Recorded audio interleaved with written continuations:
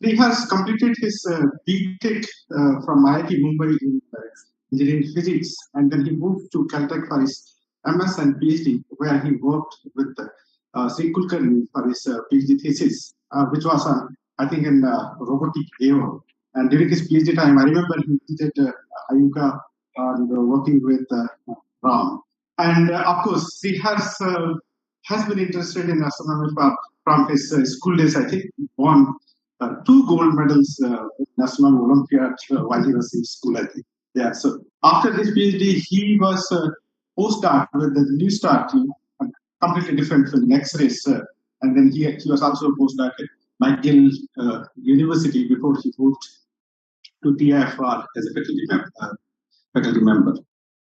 Shriharsh has a vast experience in astronomical instrumentation, not just in one particular wavelength, but in different wavelengths. Optical, of course, is part of his PhD, and X-rays. He's having labs at TIFR for X-ray instrumentation now. He also has a vast experience in using major observational facilities. He has used both major ground-based telescopes as well as space X-ray facilities, and he works on a variety of complex sources. His focus has been on, of course, on fast radio bursts, magnetars, pulsars, even alpha-luminous X-ray sources. So today he is going to tell us about this enigmatic objects, fast radio burst. Thank you, Gulab, for a very detailed introduction. I don't think it was quite necessary. Hi, everyone. So it's a great pleasure to be here. Thank you, Gulab and Asim, for inviting me here to give a talk. So I'm going to talk about fast radio burst, of course, and I'll talk about our efforts to now expand the searches and studies of fast radio bursts into different areas of phase space. So this work, which I'm going to show, is being done at NCRA and TIFR, but it's also a lot of it focuses on this telescope CHIME, the Canadian Hydrogen Intensity Mapping Experiment, and this is the whole CHIME team. I think there are quite a few new members.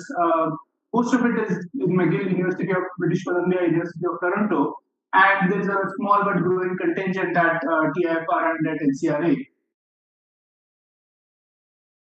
So fast radio bursts, as the name suggests, are radio transients which last for a very short time. They're typically found at millisecond durations, but the shortest durations that we have seen are order of hundreds of nanoseconds. So you can have a burst which is that short, right? And a few of them seem to repeat. So you get the same, you get burst from the same location in the sky with the same properties, with similar properties and so on. And other than that, they seem to be fairly random. And they're not rare. There are about 1,000 bursts every day in the entire sky at brightnesses that are detectable by our telescopes. Okay. The challenge is that these things are coming from a few gigaparsec away, and we have no idea how to make sources that are that bright. How do we know that they are coming from a few gigaparsec away? The signature is in the dispersion of the burst. Let me, excuse me one moment while I figure this out. Okay, that's right. So when the burst arrives, this is the dynamic spectrum. So this is the intensity in the color scale as a function of frequency on the vertical axis and time on the horizontal axis. When the burst arrives, you can see it arriving here. It arrives earlier at high frequencies and it arrives later at low frequencies. And this is because as the radio wave passes through the plasma in space, it undergoes dispersion. So the high frequency waves propagate faster and arrive earlier. The low frequency waves propagate slower and arrive later. And this shape is fairly well understood from fundamental physics. It goes as frequency to the -2, and the total magnitude of this shift between high frequency and low frequency comes from what is called is basically proportional to what is called the dispersion measure, which is the integral of the electron density from the observer to the source. So what you're basically doing is you're counting every electron that the wave interacts with from when it was originated till when you observe it. So now if you have a really good idea of how electrons are distributed, then you can use this dispersion measure as a proxy for distance. And this, of course, is not a priori known. You have to search over this, and it becomes a computationally expensive search, which is why we know of FRBs only for the past 15 years or so. Before that, we knew about pulsars, but we never actually searched for FRBs at higher dispersion measures. The dispersion measures of FRBs are substantially higher than those of pulsars, which tells us that they are coming from outside our galaxy. So this is a plot of dispersion measure on the vertical axis, and on the horizontal axis is the galactic latitude. So minus 90 is the galactic south pole, 0 is the galactic equator, and plus 90 is the galactic north pole. And all these blue dots are galactic pulsars. And you can see that our galaxy can contribute a maximum dm, which is very well modeled by this sort of envelope, right? And all the pulsars are within that envelope. That's because all the plasma in the galaxy, most of it is concentrated in the galactic plane. As you go above the plane, you're going through a very small amount of plasma, and you can't get a very high contribution of dispersion measure from this. And we also have made models of the electron density and from various sources of information. So this is a top-down view of the galaxy. The sun and the solar system is at 8 kiloparsec in the y direction. And so if you tell us a direction, you can integrate this model and say the Milky Way can contribute at most this much in towards this line of sight, right? But if you look at past radio bursts in different lines of sight, their dispersion measures are incredibly high, far higher than what the Milky Way can contribute. And we can rule out local sources of dispersion measure. You might ask, is there a local cloud of electrons which is contributing a lot to the dispersion measure? But if you have a local cloud of electrons, it will also emit, there will also be protons, and then they'll emit some H alpha, they'll emit some free emission, and we don't see that. We can rule that out, right? So this excess dm has to come from the intergalactic medium. And the intergalactic medium is far sparser than the interstellar medium in the Milky Way. So to accumulate this much extra dispersion measure, you have to go to gigaparsec distances, and that was actually confirmed when we localized FRBs. So localizing FRBs, by the way, is quite hard because radio telescopes don't have the same kind of precision in localization if you want a very large field of view. So to find FRBs, we need a large field of view, and to localize them, we need a very high angular precision, very high resolution, and we don't get both of those in the same telescope most of the time. So telescopes that detect FRBs will tell you that it's somewhere here.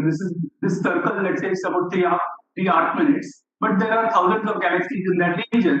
So if you want to find exactly which galaxy the FRB came from, you have to go to another telescope with a much larger baseline and then localize it. But we have been doing that reasonably successfully now as a community. And so this is the first FRB that we localized in 2017. This is at a redshift of 0.2. And since then, we have localized about a dozen FRBs. In fact, just recently in the AAS meeting, which happened 2 weeks ago in Seattle, the DSA one time showed 30 new galaxies where FRBs have been localized, which is fantastic. But this is they have not yet been completely published, but this is what we know right now. A couple of interesting ones. There is this very nearby FRB, which is in a globular cluster in the outskirts of M81. So most FRBs, as I'll talk about later, we think that the models, we think that they come from young magnetars or something which is associated with star formation. How do you get an FRB or FRB source in a globular cluster, which is supposed to be a very old stellar population, right? In the outskirts of M81. This is not M81. M81 is out here, and this globular cluster is far away from the center of M81. But this FRB is there. We don't know what it is. And because FRBs are coming from very far away, and they're polarized radio waves which are propagating and interacting with every electron and every magnetic field that they meet, we can use FRBs as cosmological probes. So one thing to probe is the turbulence and baryon distribution in the universe. So as the FRB, as the radio waves propagate, you can have scattering, you can have scintillation, and you can have absorption. All of these can be probed with multiple lines of sight. So you can do some sort of cosmic tomography. You can have a lot of FRB lines of sight going different directions in the universe, and you can probe the halos of local galaxies, which will be pierced by hundreds of FRBs over time. If you have a lot of FRBs, let's say at redshift 3 or 4, and we can measure all their positions at redshifts, then we could also try to figure out how the helium to reionization occurred at redshift around redshift 3, what the slope of the and the time scale of this reionization was. We can also use FRBs and the Faraday rotation and Faraday convergence of their polarization to probe magnetic fields. So you can have magnetic fields around the source or magnetic fields in the universe, both of which can be probed once you have enough number of FRBs. The holy grail of FRBs, I would say, is that we can, detect a strongly lensed FRB. And if you have a strongly lensed FRB, especially a strongly lensed repeating FRB, you can get multiple images and you can measure the time delay differences between the arrival times to a precision of microseconds. Now, these radio waves have been traveling for billions of years. They are about a gigaparsec away. They have been traveling for billions of years, and you can measure the arrival time differences to a microsecond. Okay, that is a fantastic amount of precision. And if you can measure these delays for multiple years, you could actually measure the change of Hubble constant. Okay, I mean there are some astrophysical challenges associated with that, but the first challenge right now is to find the lensed FRB. That would be a big deal in itself. But before we try to use FRBs as probes of the universe, we need to understand what they are, because we need to understand how to separate intrinsic characteristics from extrinsic characteristics and propagation effects. And we have really no idea what they are. There are about 70 to 80 different models of FRBs.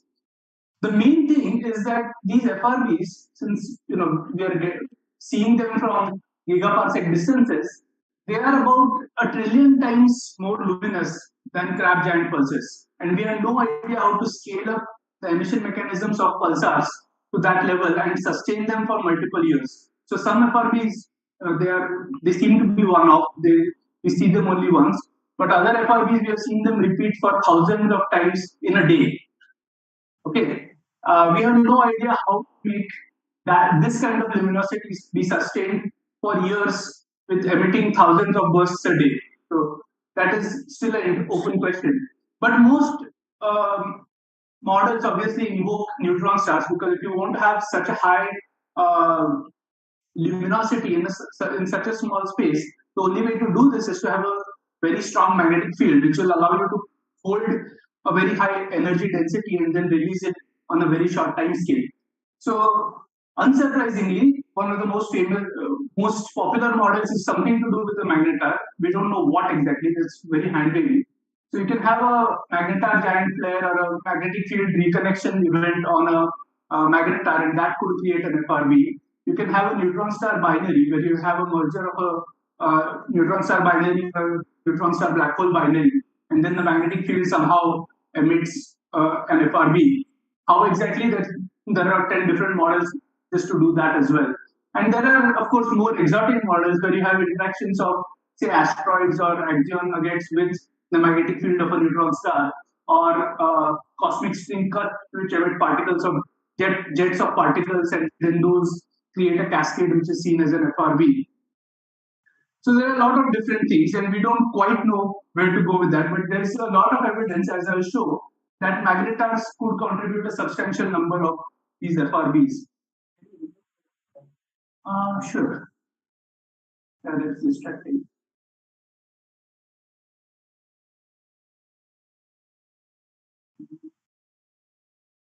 Sorry, I can't see my mouse.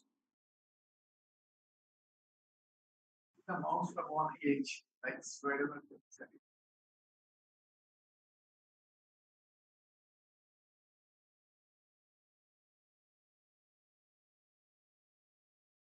Right.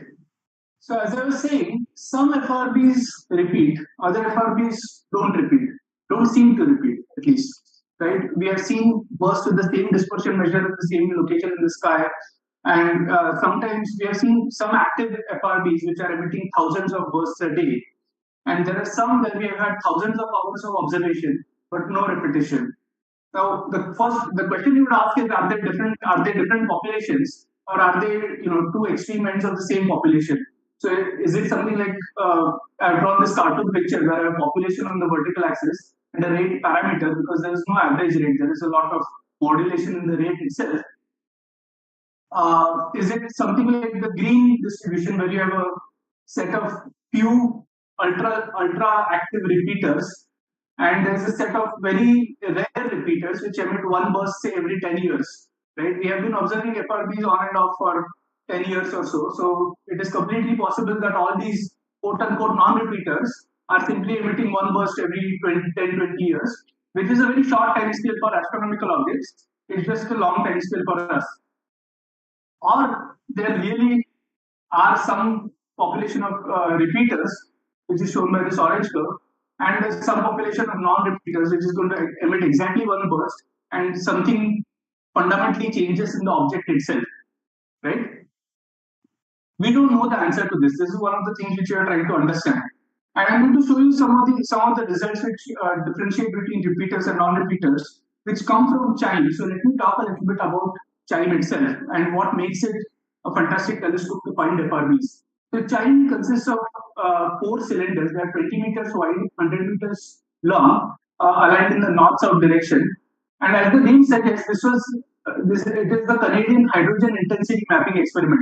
So it is meant to just detect atomic hydrogen redshift at 21 centimeter in a redshift range of 0.8 to 2.5 and map it. Okay, so it doesn't move. It's a transit telescope, so it just stares up at the sky, and as the sky rotates above it, it makes a map. And because it needs to map large areas of the sky, it has a field of view. It was designed to have a field of view of 250 square degrees. And the way it achieves it is that there are 256 speeds which are sensitive from 400 to 800 megahertz and underneath this walkway. So you can see some of the CHIME team members standing on this walkway, and there are 256 speeds below it. And the parabolas will focus light in the east-west direction, but they don't focus in the north-south direction. So you get a very wide ellipse on the sky going from north to south. We'll see that in a moment. 800 number is just with CHIME or extrapolated to the? Yeah, so 800 number is extrapolated to the entire sky. So CHIME detects 2 to 3 FRBs per day, and when you correct for the beam structure and so on, it's 800 FRBs per day. Right. So this is some members of the CHIME team where we had built the telescope itself. So the steel construction was done by a contractor, but everything else was done by undergrads to emeritus faculty, including firefighting and so on. That was a lot of fun. And this is how CHIME operates. So there are 256 speeds on these 4 cylinders, and interferometrically you can form a lot of different beams in this primary beam. So the primary beam itself is this long elliptical shape. This inner circle, is the horizon above which the sky is visible. And you can see the radio map. This is the famous Haslam map, and this is the Milky Way passing through CHIME, and it's just transiting through as the Earth rotates. Now, each of these beams is taking data at 1 millisecond sampling with 16,000 frequency channels. So it's like a video camera on the sky with 1,000 pixels with 1,000 frames per second and 16,000 colors. So you can imagine that the data rate is huge. This produces about 130 gigabits of intensity data that is searched in real time for FRBs. And the raw data which comes in from the feeds themselves is 800 gigabytes of data per second. And so that is not searched for FRBs, but it is buffered. If you detect an FRB, you save that sliver of data. Now, this is incredibly powerful. This is equivalent to 1,024 green band telescopes surveying the sky. So each green band telescope is fairly powerful on its own. This is equivalent to 1,024 green band telescopes. And because of this very large field of view and the amount of separate beams that we are searching, we detect a lot of FRBs. And so we published the CHIME FRB catalog last year, and the next catalog is in preparation. So I'm going to show some of the highlights. One thing you can see very quickly is that all these FRBs are very different. Right now, I'm showing the dynamic spectra of FRBs, but the dispersion has been corrected. So the curve which was there because of dispersion has now been removed, and all these channels have been offset. So you can see all these FRBs are in straight lines. Some of them you can see from 400 megahertz to 800 megahertz. The others are extremely narrow band. So these are broadband single component. These are narrow band and they have multiple components. You can see this very classic structure where the first component comes at high frequency, then the second component is at lower frequency, the third component is at even lower frequency, and so on. We call this downward drifting substructure. We have almost always seen it to be downward drifting. We have almost never seen it to be upward drifting. Why that is the case, we don't know. And it turns out that if you look at different types of FRBs, these are four archetypes which then student Ziggy Lunis, now a postdoc at University of Toronto, made up. So this is like a single component broadband FRB. You can see some nice scattering tail here. This is a single component but narrow band. This is multiple component with similar spectra. And this is the standard downward drifting structure. And it turns out that this first kind of burst is often seen from non-repeaters. And these other three are often seen from repeaters. Not necessarily always, but often. And you can quantify this and ask, are they different? So if you look at the spectral shape, there is a parameter called spectral running. If you go up top, it's more of a power law-like spectrum where you have intensity spread across all the channels.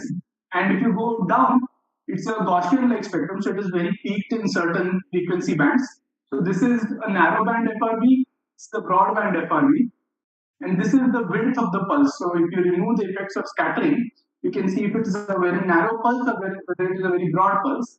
And the green dots are one-off FRBs, and the purple ones are the first detections of any repeating FRB, the first burst that was seen. So just to remove the bias, right?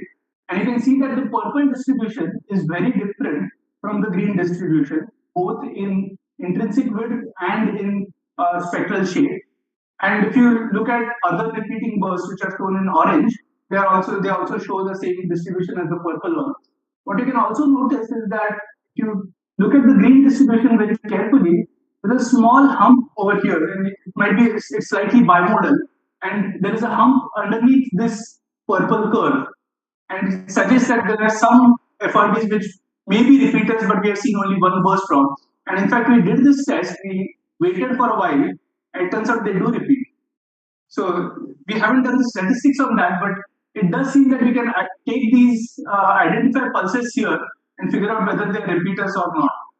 So the conclusion is that repeater bursts are temporally wider and spectrally narrow band compared to non-repeater bursts. But does that mean that there are two different populations? Well, I would argue that that's not necessarily true. So you might want to ask if the burst properties can change with repetition rate. So you might have a population of rapid repeaters which have more complex bursts, and you have a population of rare repeaters which have more narrow bursts and so on. But they are all repeaters. Or you could have some sort of a beaming effect. Maybe you have a wide beam which has a complicated internal structure. So as a beam sweeps through you get a more complicated structure, and because it is wider, you see it more often. And maybe you have a narrow beam which is seen less frequently. So if you have a correlation between morphology and the rate, then you might still be able to explain this with a single population. But so we're continuing to do some more studies with polarization differences and rates and so on. But characterizing the rates turns out to be incredibly hard. There are many other results which I'm not going to talk about today, but I would urge you to go and have a look at these papers. They're really fantastic results from CHIME FRB. In particular, you might have known this 16.35 day periodic activity in a FRB. This is a burst from a galactic FRB, which I'll talk a little bit about. And as I mentioned, the repeater in M81 at 3.6 megaparsec. There are also a lot of population studies which have been done with FRBs, cross-correlating them with galaxy halos and so on. So this is all well and good. Now I'm going to switch to what we are trying to do and what areas of the field are ripe for expanding into. So the first part of my talk is called multi-scale, and that is because it turns out CHIME, all these FRBs, we have been looking at millisecond timescales. So for the first FRB was reported in 2007, and in 2013 there were 5 more FRBs, and it was confirmed that these transients are actually an astrophysical thing. They're not some random occurrence at parks, right? And a lot of the theory papers also focused on millisecond transients, saying, okay, this is how we can explain millisecond transients. Everybody, the observers were searching for millisecond transients, and nobody was looking at anything else. But it turns out that CHIME is detecting fairly wide FRBs in places where CHIME is not built to detect FRBs.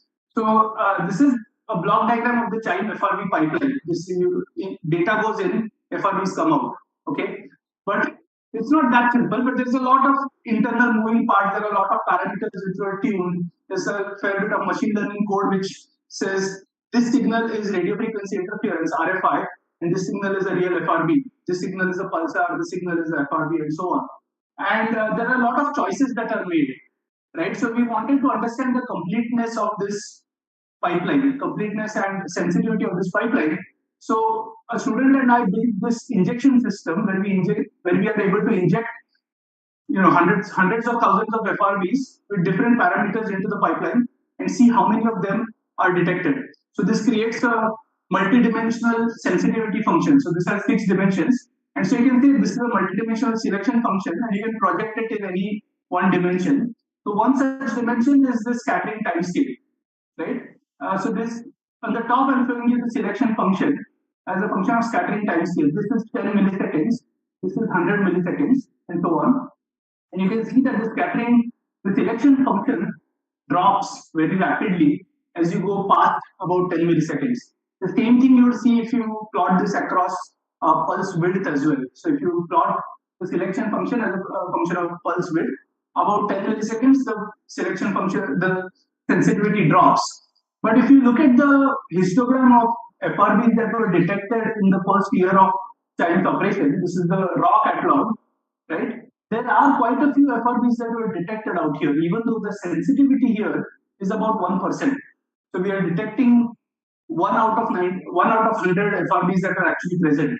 Right? So if you try to correct this for the selection, then you get substantially high rates.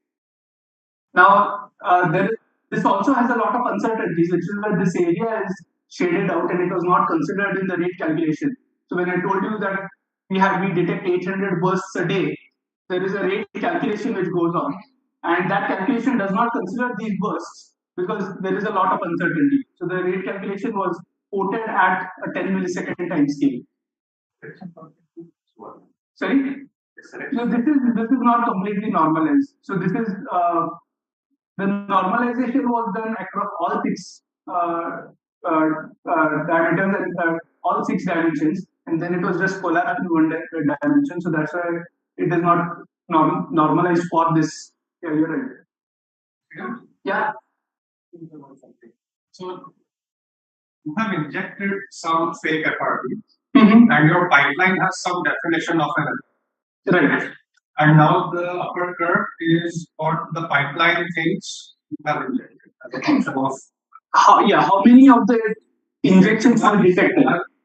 Yeah. So now the fact that in nature your same pipeline is producing more, does that mean that your what you thought is an FRB theoretical level while injection, that is wrong?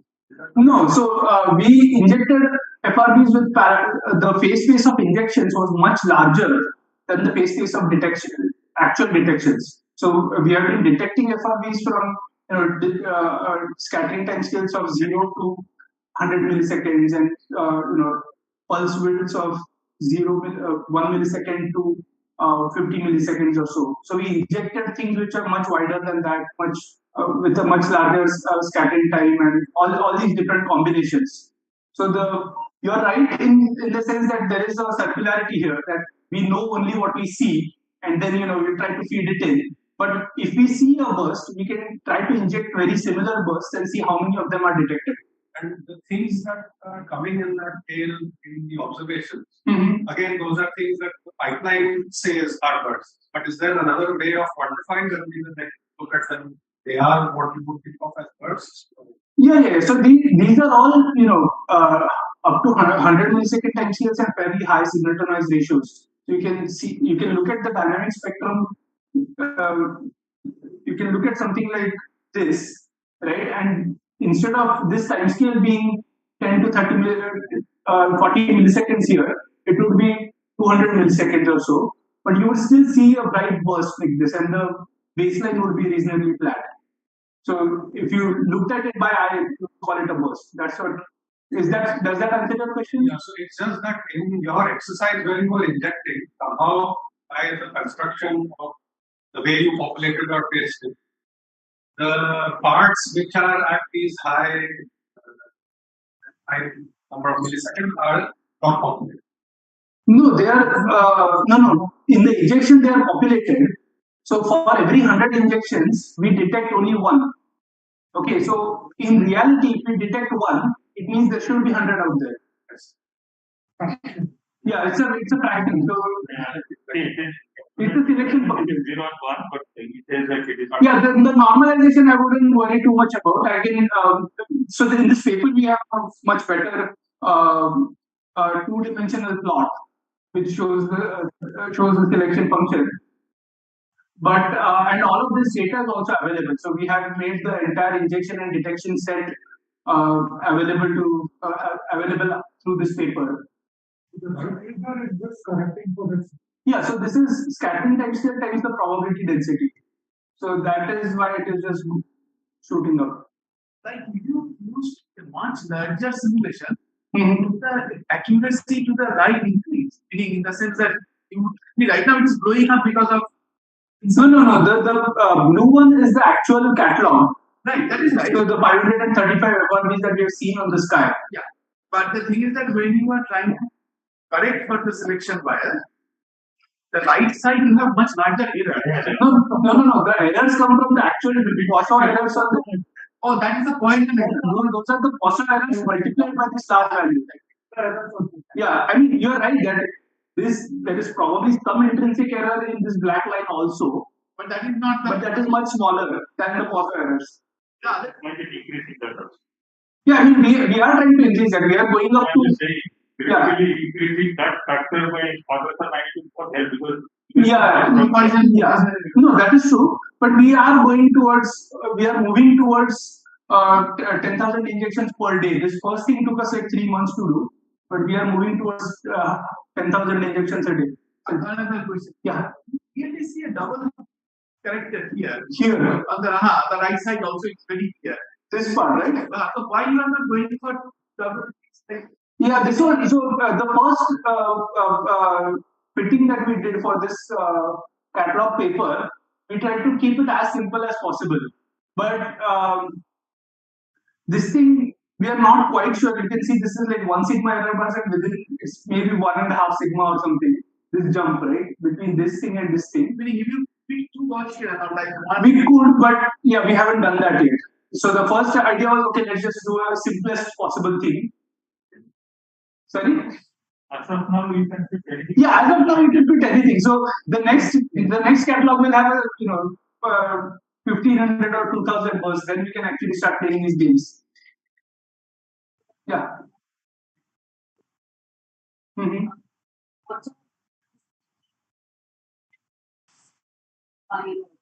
Yeah, so there are all sorts of differences. I can show you plots like from one burst to another burst coming a few seconds later. It will have a completely different profile. You can have one burst which is detected in this frequency band, let's say 700 to 800, then it won't be detected at 200 to 300, and the next burst will be detected here. So it is completely all over the place. It can do whatever it wants. So sometimes you get a very nice type 1 burst. Sometimes you get this downward drifting substructure, and it changes from burst to burst. So there is no consistency. Yes. Question: the substructures might also have some periodicity. Yeah, we have looked for them. We have not found anything in those substructures. But we did find one FRB where there are 14 different components. That it was not downward drifting. It was seen to be like a one-off FRB, but there are 14 structures and they are all separated by 200 milliseconds. There are some gaps, but you can see a very clear periodicity of 200 milliseconds in them. And that has never repeated. We don't know what it is. We wrote a paper about it showing that there is sub-second periodicity, but it has not repeated.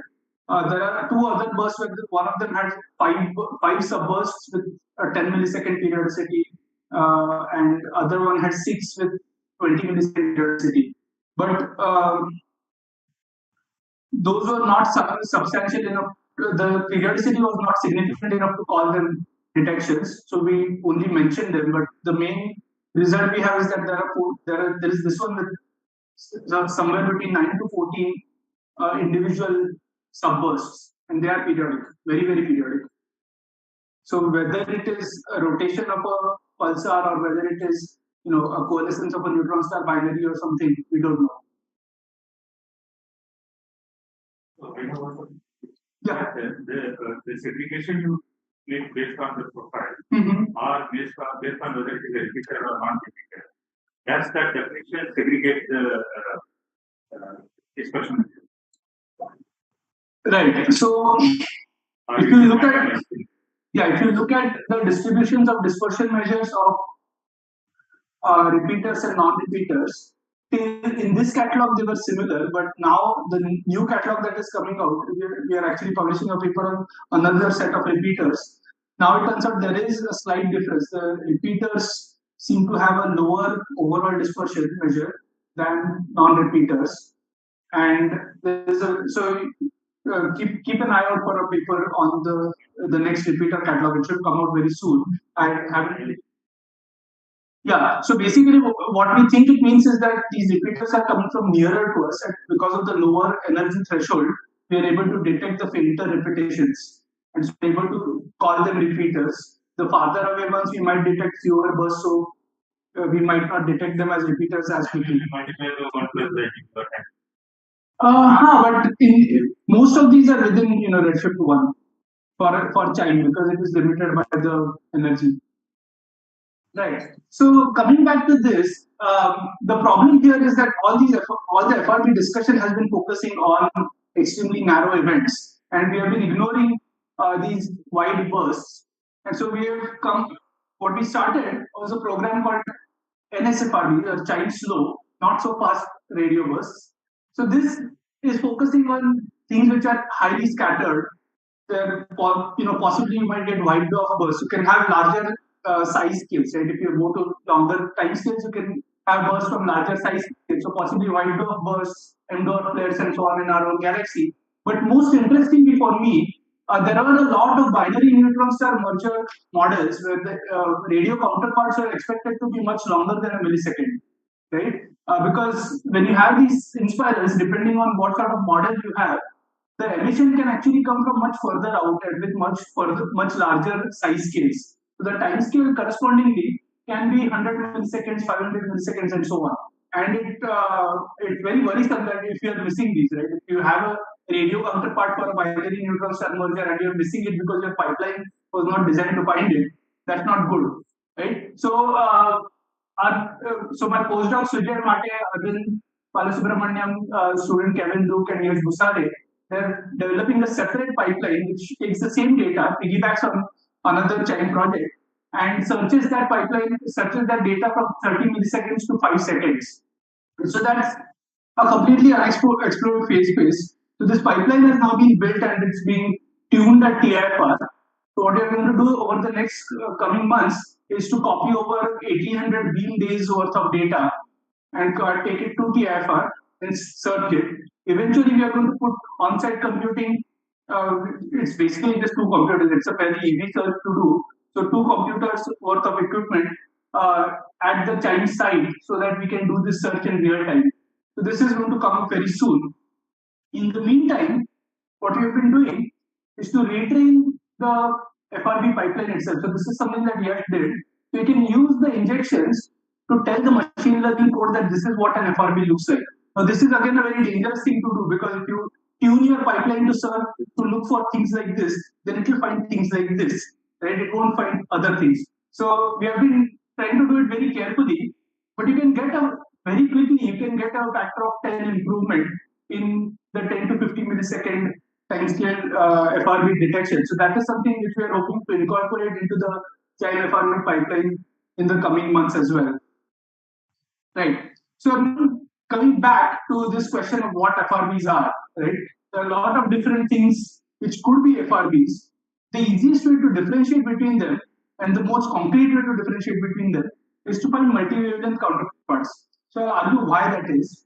And the reason is that radio sources by themselves are fairly useless. There is a certain amount of energy that is emitted, and that's it. There are no spectral lines, and it is very easy to produce enough radio energy to be detected. Radio telescopes are exquisitely sensitive, so you can, astrophysically it is fairly easy to just make something and get it detected by radio telescope. So it's not very discerning. If you want more information about the emission process, you want other wavelengths. You want to see if there is a GRB associated with it, whether there is a ultra-luminous X-ray source associated with it, whether there is a supernova or high-mass X-ray binary associated with it. So linking these different transients together is going to be a very important thing to find finding the origins of FRBs and understand the emission mechanisms themselves. So I'm going to talk about counterparts in two different ways. There's one is where you have a prompt counterpart. You have some cosmic explosion, maybe a GRB or a supernova or something, and within a few minutes to a few hours, you can get an FRB. This is obviously harder to find, but if you do find it, then you are quite sure that this FRB and this counterpart, this other transient was associated.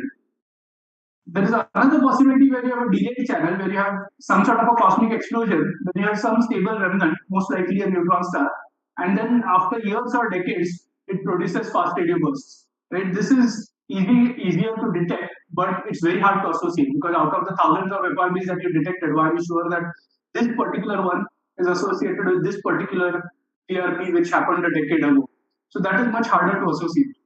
The other thing to note is that given the observed rates of FRBs, we know that there are too many FRBs in the sky. There are 1,000 FRBs per day in the sky. The detectable rate of GRBs is about 1 per day. The detectable rate of galactic magnetar flares averaged over a year is about 1 per day. With current LIGO and gravitational wave detectors, we detect about 1 binary neutron star merger a year. Right? So clearly, most FRBs are not going to be associated with multi-wavelength or multi-messenger counterparts. So if you want to find the coincidences, you have to detect a lot of transients and then do the statistics properly to find the coincidences. So in the next few slides, I'm going to implicate magnetars in FRBs. There's been a lot of history of magnetars being involved in FRBs, firstly because magnetars emit giant flares in X-rays and gamma rays. And when the first FRB was detected, it was localized to a dwarf galaxy with a persistent radio source. You might ask, why is this first FRB which is detected, probably from a young neutron star or something, why is it in a dwarf galaxy and not in a rapidly star-forming galaxy like R220 or something, which has a huge number of young neutron stars, right? And one of the clues is that this dwarf galaxy has a low metallicity, and that is associated with long gamma ray bursts and superluminous supernovae, which require the low metallicity to form massive stars and so on, right? So the idea that came up, this concordance model, was that you have a long GRB or a superluminous supernova, which is powered by a millisecond magnetar, and then maybe decades later, when this debris has cleared out, this millisecond magnetar can create bursts which we see as an FRB. And the magnetar wind nebula is something that could be seen as the persistent radio source. Now that doesn't work for all FRBs, and you also have periodicities in FRBs that we don't understand. There is a 160-day periodic activity in this FRB. There is a 16.5-day periodic activity in this FRB 180916. And when I say periodic activity, what I mean is that the bursts come in a window which is periodic. The bursts themselves are not periodic. There's a window of about 4 days where there may or may not be bursts. Then 12 days there is absolutely nothing. Then again, there is a window of 4 days where there may or may not be bursts, and so on. What is this periodicity? We don't know. So the question which was asked after implicating these magnetars is, could galactic magnetars have such bursts? And it turns out they can. So since November 2019, this galactic magnetar SGR 1935 had been bubbling around, giving out all sorts of X-ray flares and bursts. And on 28th of April 2020, we detected this huge, very bright burst, okay, with two components from this magnetar. This was also detected by a small experiment called STARE 2, which is just a thin can facing upwards at the sky. And it is the brightest radio burst which we have ever detected on Earth. Okay, but because it is coming from reasonably nearby, it is not the brightest FRB. So these are lines of constant energy. This is observed fluence on the vertical axis, distance on the horizontal axis. These are all pulsars. These are FRBs. And you can see that this is by far the brightest thing that was ever detected. But in terms of energetics, it is about 3 orders of magnitude fainter, less luminous than most of these FRBs. But this is bridging the gap between pulsars and FRBs in terms of energetics. It shows that FRB-like things are possible. And it is the first FRB from a source which we understand. We understand to a reasonable degree. What is also really amazing is that it was accompanied by an X-ray burst. So this gray light curve is the integral light curve for the same burst in hard X-rays, and the orange curve is the radio detection. You can see that there are 3 peaks in X-rays, and 2 of them align very well with the 2 peaks in radio. And in fact, we know that the radio came slightly about 5 to 6 milliseconds before the X-rays. So we can correct for all the timing offsets and so on. We know that this radio came before X-rays. And that tells us that you cannot have the emission at the same location. So the synchronous radiation emission mechanism which was proposed for the millisecond magnetar model do not work for this. This requires something like a magnetic reconnection model where the radio emission happens here and then the X-ray emission happens somewhere else. But there are a lot of other X-ray bursts without radio emission, and there are a lot of other radio bursts without X-ray emission. So these are all other radio bursts detected from the same magnetar, and they have no accompanying radio emission. And so we thought that was that. But it turned out that earlier, late last year, this magnetar became active again. And we detected another bright radio burst from CHIME. It was accompanied by X-ray detections from GECAM and so on. And most interestingly, Yogesh Man from across the road was observing this magnetar with the Green Bank telescope, and he was staring right at the magnetar when these bursts happened, and the entire duration of the 2 brightest bursts, the receiver system was completely saturated, which is a very interesting thing to happen. It's very rare that you are observing something and it emits a very bright flash and it saturates the entire system. So does that solve all our problems? Are all FRBs magnetars? Answer is possibly, but not really. If you just compare the volumetric rate of FRBs with the volumetric rate of these flares, then yes, they're fairly comparable. So it is completely possible that a fair number of FRBs can be explained as magnetar flares. But individual FRBs, repeaters and non-repeaters, have shown different kinds of behaviors which we have never seen in galactic magnetars. It is possible that they are simply rare and extremely weird types of magnetars which we don't have examples of in our galaxy, and all of these weird ones are far out there which we can never see. Right. So as I mentioned, there is an FRB which is so active that it is emitting 1,000 bursts every day individually. The individual FRB emits 1,000 bursts a day. We have never seen such a behavior from galactic magnetars. But it is possible that it is just a very weird and energetic magnetar. But then you are taking the most brightest one from the other galaxy. Yeah, exactly. So it could be a selection. It could be something which is very rare. Hence, we don't have an example in our backyard. It's completely possible. Right. So there are other ways of creating X-ray and gamma ray counterparts. The most interesting one, to me at least, is that you can have a binary neutron star or a compact binary coalescence of some sort, and that would create an FRB. There are multiple models for this to happen. For this FRB-GRB connection to happen, you can have emission during emission during the inspiral phase, at the actual merger, or hundreds to thousands of seconds after the merger. And there is an incomplete list of models. There are a lot of different expectations of how you can generate the radio light. All of them are fairly varied. The takeaway message is interesting here. You can see the predictions. Before 2030, the timescales are of a few second timescales, and all of these have been predicting millisecond timescales because that is what we have seen. So all the theorists should know that they should not be influenced this much by observations. So what we want to do is to find these counterparts, right? You really want to find the radio counterpart of a binary neutron star merger.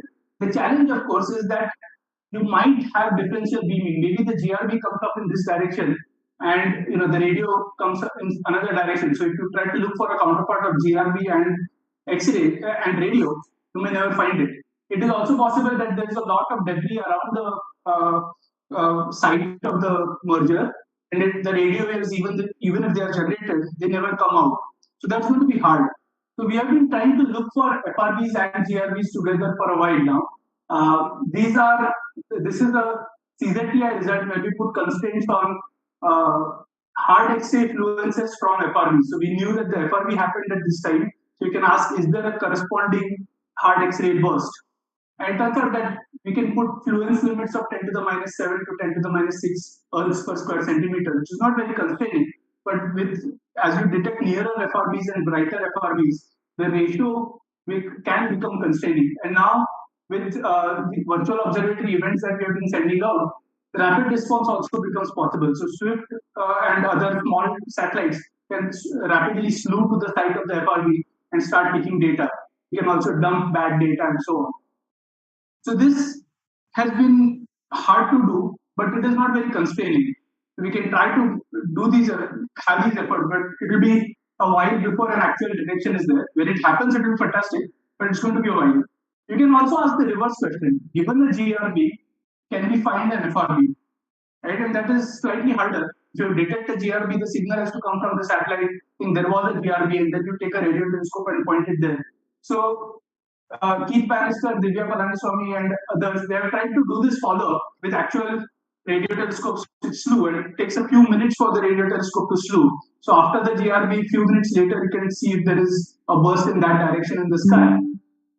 With arrays, with electronic beam steering, you can do this within a few seconds. So instead of slewing an entire dish, you can switch the beam very quickly. And David Kaplan and others have tried to do this with NWA and LOFAR, which is extremely low frequency. So the probability of detection of an FRB is also already low, but they have tried doing that. What we did with CHIME, with Alice Curtin, my student, is that we can put FRB-like limits before, during, and after GRBs. So we looked at all the GRBs that happened during the first year of CHIME, and sometimes they happened before the source location crossed the CHIME beam. Sometimes they happened after the source location had crossed the CHIME beam. So we have fairly good data both before and after. So we didn't detect any FRBs corresponding to GRBs, but now we can put limits. So this is what a typical limit would look like. This is just the inverse sensitivity of CHIME. So this is the CHIME primary beam. The GRB itself happened at this time, but before the GRB, before it happened, that position on the sky was going through the CHIME side lobes, then it went through CHIME primary lobes and so on. Right? And so these are the limits which we can put.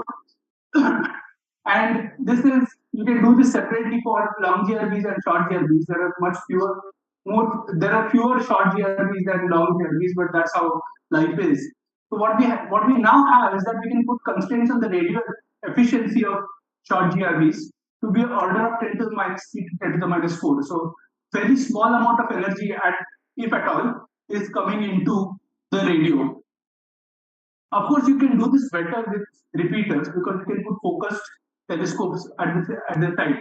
So you can probe to much deeper limits. So these are observations of simultaneous radio and X-ray observations which we did with XMM and Chandra. and radio observations with Effelsberg and Greenbank. So you can now put extremely deep limits. You can get to fluence limits of 10 to the minus 10, 10 to the minus 9 ergs per square centimeter. But the challenge is that at 150 megaparsec, if you had a SGR 1806 minus 20 like giant flare, this is the brightest flare we have ever seen from a magnetar. It emitted 10 to the 47 ergs. At 150 megaparsec, you detect 2 photons. Okay, so you blink and you miss those 2 photons. So the non-detection doesn't tell you much either. So even if you have an extremely sensitive X-ray telescope, you can't do a whole lot, right? So at this point, our constraints are such that we can rule out the energy to be less than 10 to the 45 ergs, which is less than the brightest magnetar flare we have detected, but it is more than the 10 to the 39 ergs per second, which SGR 1935 emitted when we had a coincident radio and X-ray flare. So we need a lot of nearby repeaters to improve these constraints. We can't do better than this. Sorry? We can stack. We have tried that, but we have detected only a few of them. So eventually we could do that. We could do that better. But right now it's just few bursts which we have observations for. We can do the same thing in optical. I'm not going to spend too much time here, but people have tried observing radio and optical together, and we have limits of about 0.05 Jansky millisecond per burst. So this is the time where we are at a point where we could constrain the radio to optical fluence ratio to be similar or less than that of crab. So if we get a few more bright radio bursts, then that fluence ratio can be ruled out. That fluence ratio can be substantially better than the crab.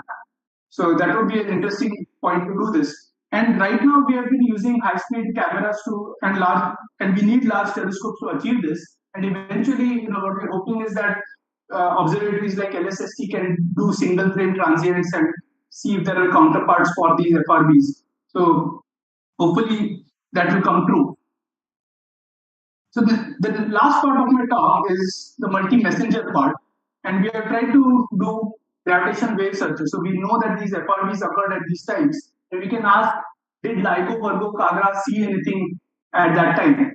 And we can do unmodeled searches, modeled and unmodeled searches. And as of right now, we can exclude that any binary neutron star merger happened during these FRB times till these distances, which makes sense. The sensitivity distance of LIGO, Virgo, Kagra binary neutron star mergers is about 150, 180 megaparsec, right? Future runs, of course, will be more sensitive, so there is a higher likelihood of detecting.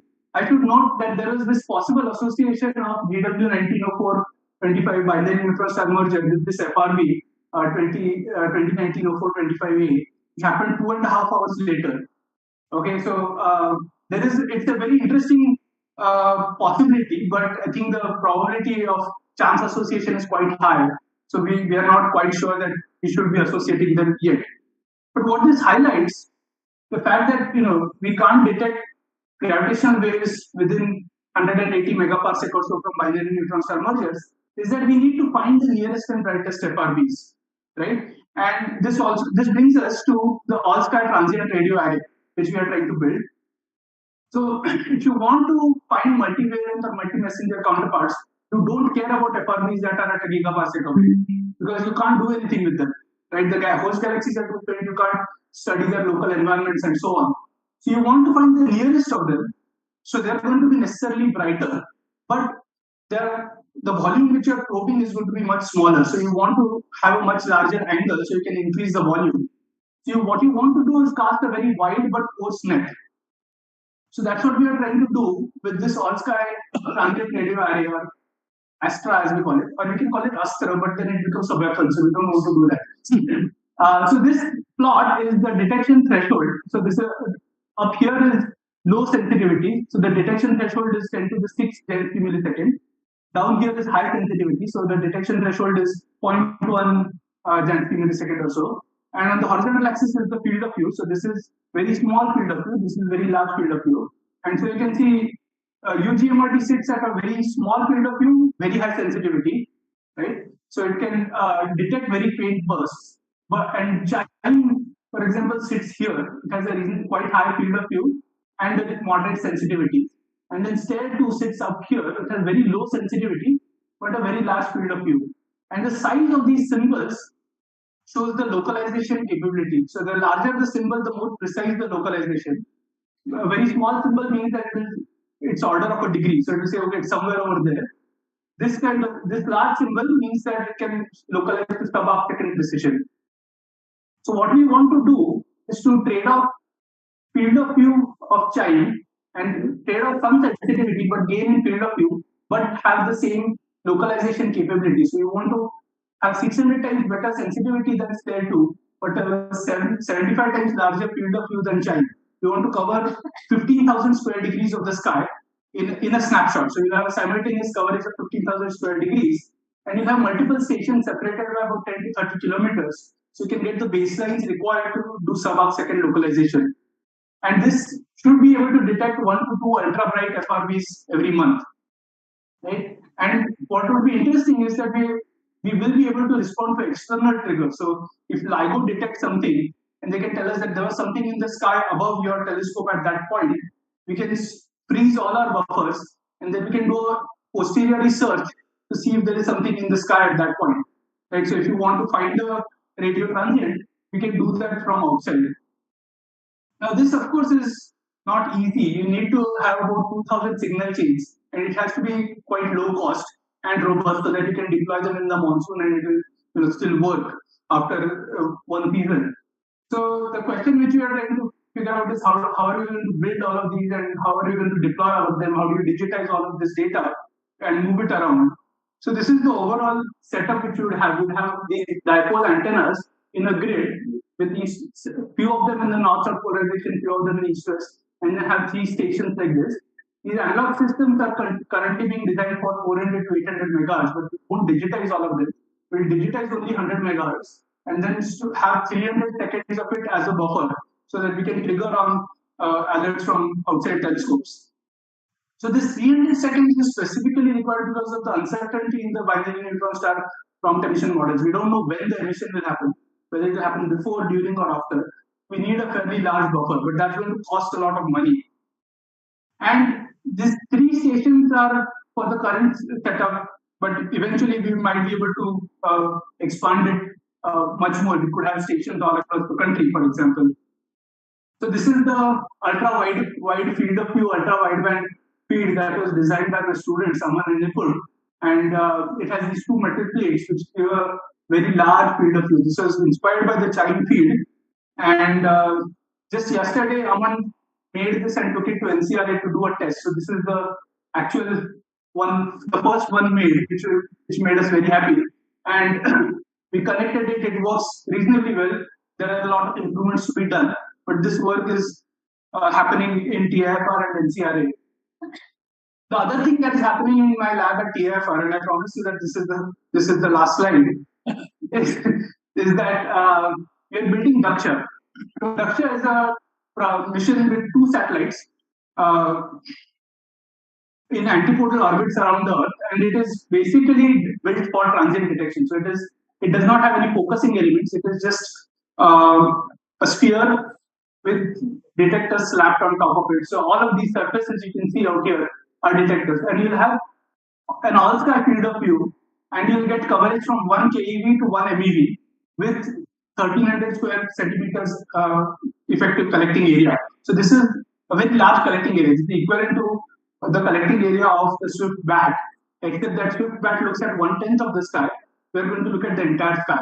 So this will increase the rate of gamma ray burst detection by a factor of 3 to 10, and correspondingly for EM-GW follow-up and so on. So this, we are at a stage where we have got phase 1 funding. We have demonstrated that all these technologies work. Will go back to ISRO and say, please approve this mission. And once it is approved, we can launch we aim to launch within 3 years. It's going to be a lot of detectors and a lot of work, but it should be fun. So I'll stop here with my conclusions, and we can. I'm happy to answer any questions.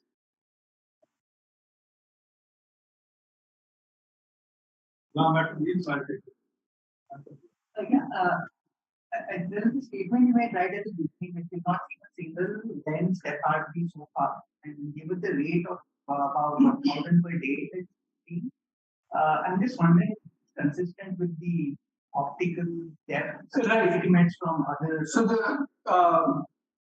the rate of FRBs is 1,000 per day, but the rate of detected FRBs is 2 to 3 per day.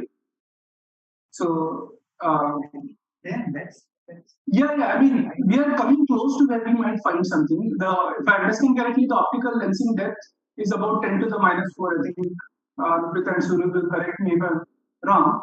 But it's about 10 to the minus 4 to a depth to a redshift of 1 or so, right? So you need to detect about 10,000 FRBs. So we are coming. We are now at about 3,000 FRBs, and there is this. So there is this search which we did with within the same beam. Like if you have primordial black holes or something which have lensing and time delay differences of less than few seconds, we have done a search for those. So there is this very nice paper by Zarif Kader and Calvin Young, set of 2 papers which talk about that. So you can. It's a very interesting paper to look at. But this also applies only to the extragalactic one, right? Not the galactic. No, it doesn't apply to the galactic. No, but galactic one we have only seen 2 of. Everything else is extragalactic. Oh, that is okay. Yeah. I think the main thing was I misinterpreted the number. I think 800 was 800 was the overall rate. Yeah.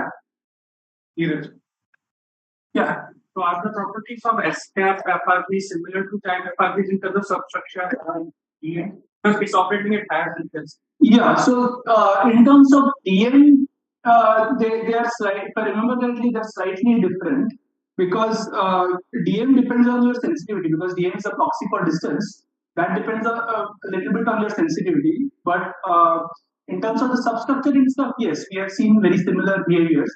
There are rare FRBs which can be different.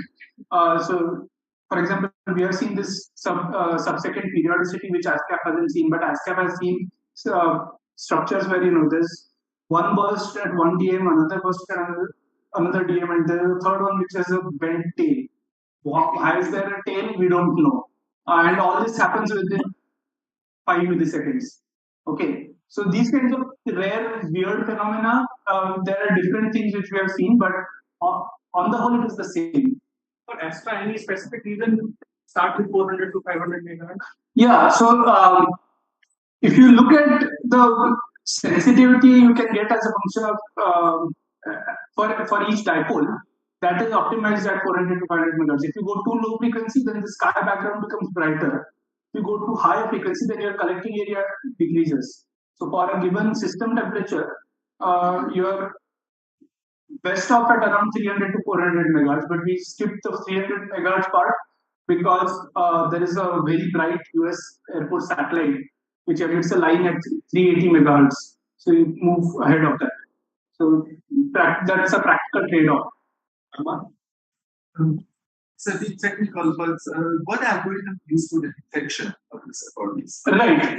So let me see if I have a slide. I'm sure I do have a slide on that. This is the injection for.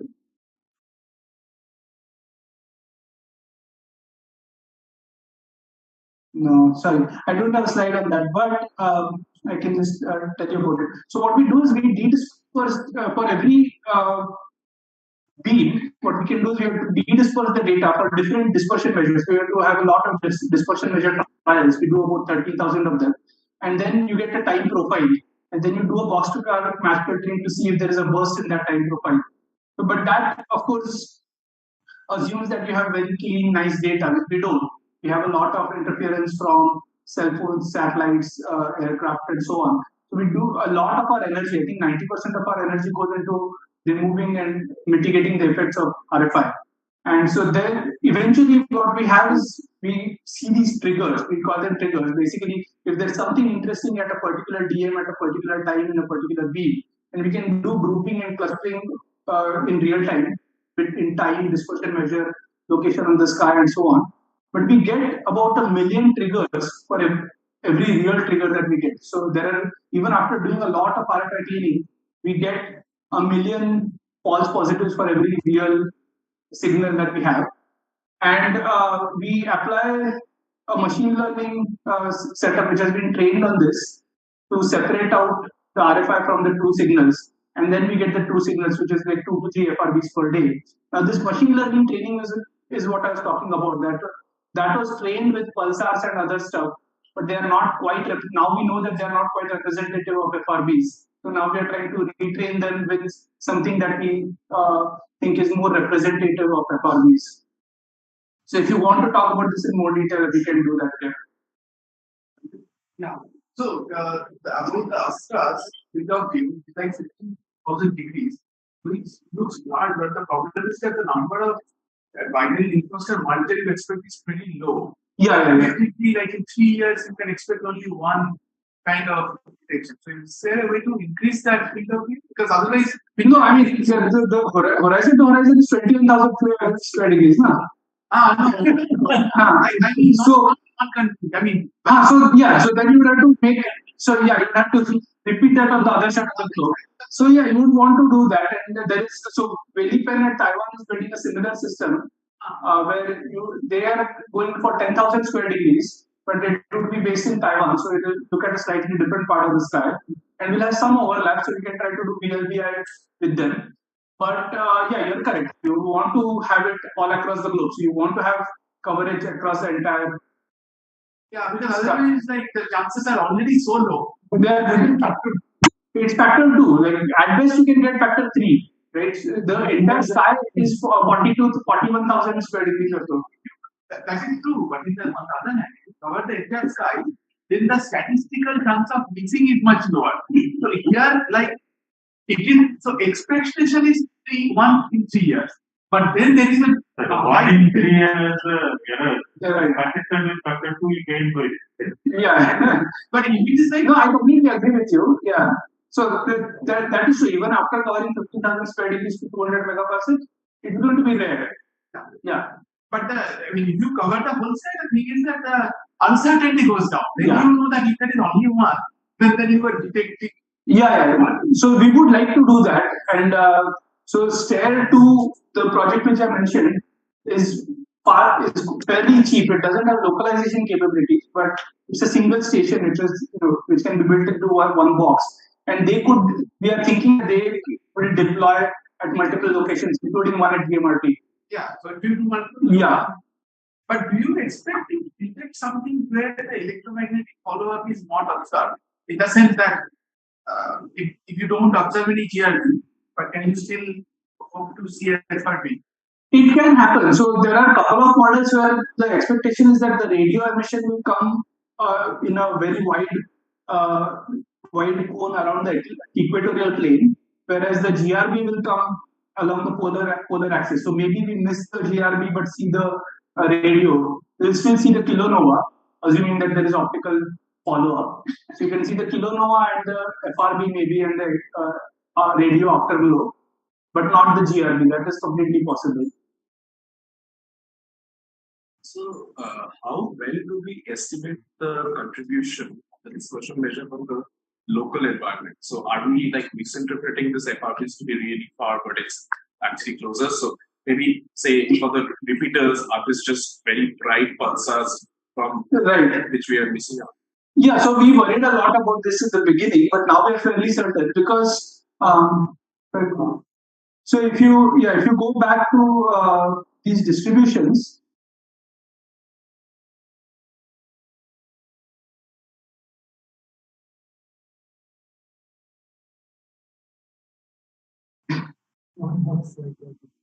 Yeah, let me go back to this distribution, right?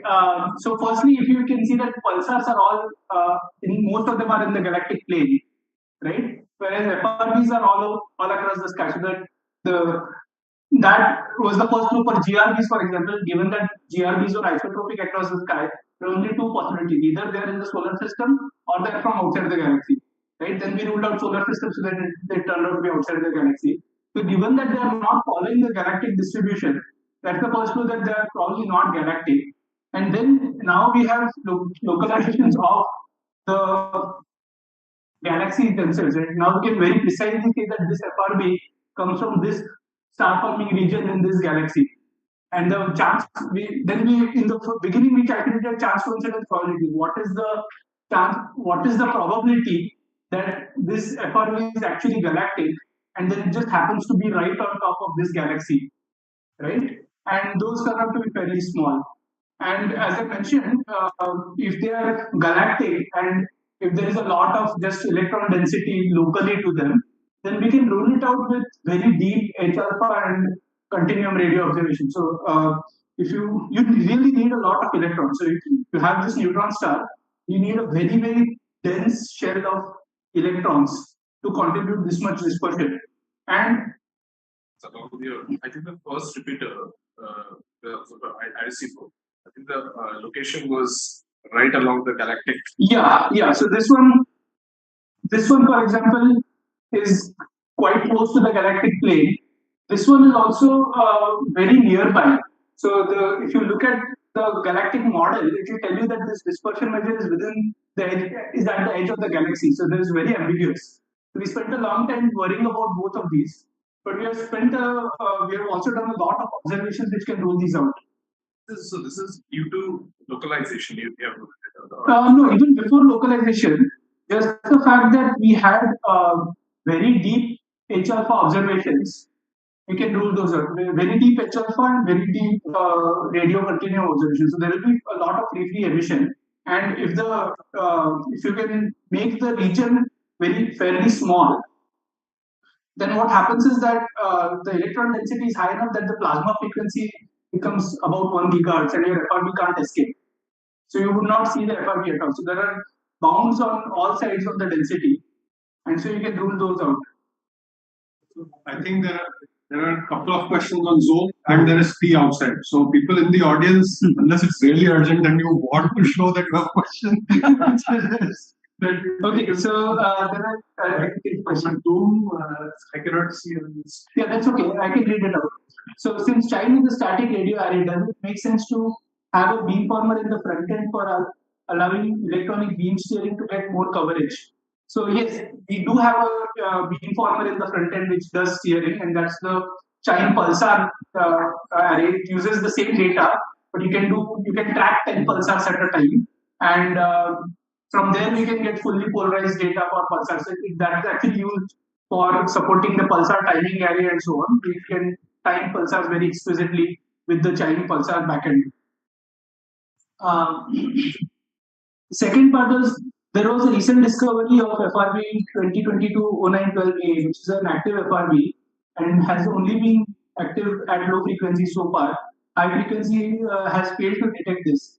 So can there be a tight frequency dependence or chromaticity for certain class of FRBs? Yes, very much true. There is a lot of chromaticity. There are FRBs which are very specific to certain frequency bands, and I have suffered because of this exact FRB, because I observed it with 2 gigahertz and 5 gigahertz, and it did not get detected, despite the fact that it was emitting 100 bursts a day at lower frequencies. And so the first repeating FRB which was detected, this one is not actually a repeater in CHIME. So with CHIME we have detected exactly one burst from it in the past 4 years. So these repeating FRBs can be incredibly frequency dependent. So the rates they will be very specific, and they'll emit repeated bursts only in those bands. So why not? Sorry? What is causing the high frequency emission? So we don't know. So it seems to be peculiar behavior of certain FRBs. So we know that FRBs that are repeating FRBs that are discovered by CHIME, we have followed them up with the very large array at higher frequencies, and they have failed to show up most of the times. This FRB was discovered at 1.4 gigahertz. It is known to emit thousands of bursts at 1.4 gigahertz. But in CHIME band, we have seen only one burst. So there seems to be a dichotomy of, what you detect is what you should follow up. would it not be useful to have more telescopes like FWA and that frequency range for observing low frequency data? So at lower 400 to 800. Yeah, at lower frequencies, we have not been able to detect FRBs a whole lot. There are two reasons. One is that scattering increases this lambda to the 4. So as you go to lower frequencies, the pulse gets completely washed out. And then there can be free absorption also, and the sky background is much brighter. So low frequencies observations have not been very successful. I mean, we have detected FRBs low frequencies, but very rarely. Okay, let's end the session here. Outside, let's thank Shriharsh for a very Thank you, everyone.